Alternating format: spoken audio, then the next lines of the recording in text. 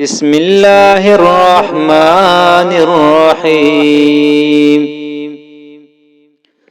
لن تنالوا البر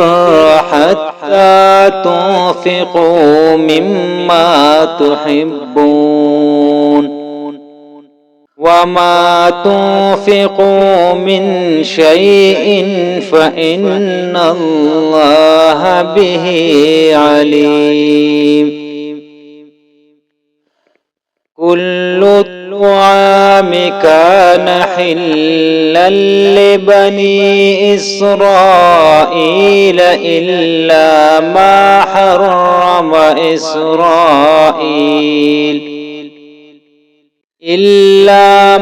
حرم إسرائيل على نفسه من قبل أن تنزل التوراة قل فأتوا بالتوراة فاتلوها إن كنتم صادقين فمن افترى على الله الكذب من بعد ذلك فأولئك هم الظالمون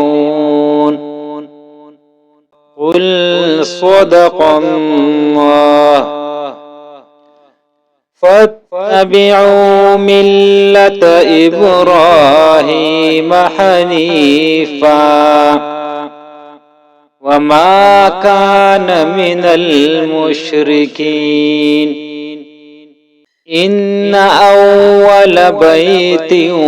وضع للناس للذي ببكة مباركا وهدى للعالمين فيه آيات بينات مقام إبراهيم ومن دخله كان آمنا ولله على الناس حج البيت من استطاع إليه سبيلا ومن كفر فإن الله غني عن العالمين قل يا أهل الكتاب لم تكفرون بآيات الله والله شهيد على ما تعملون قل يا أهل الكتاب لم تصدون عن سبيل الله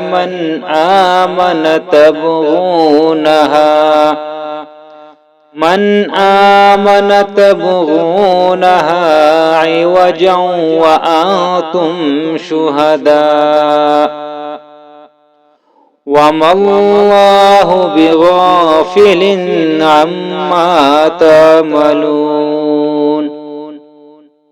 يا أيها الذين آمنوا إن تطيعوا فريقا من الذين أوتوا الكتاب يردوكم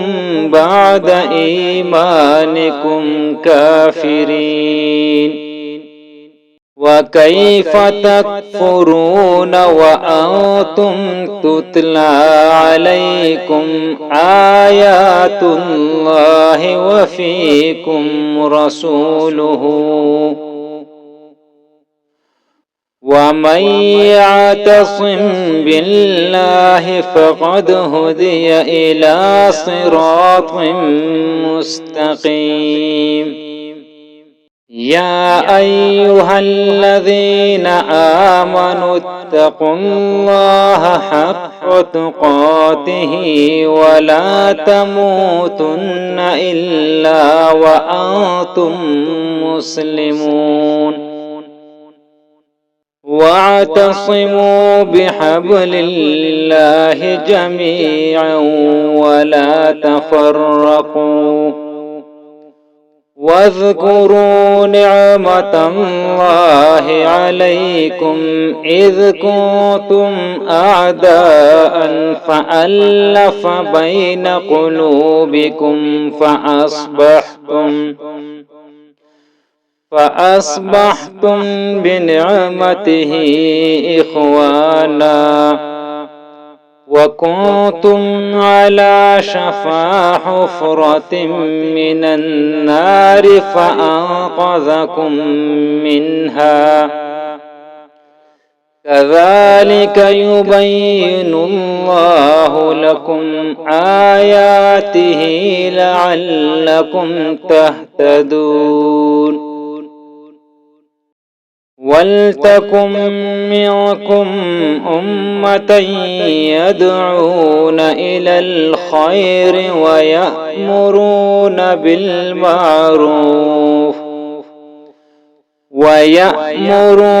بالمعروف وينهون عن المنكر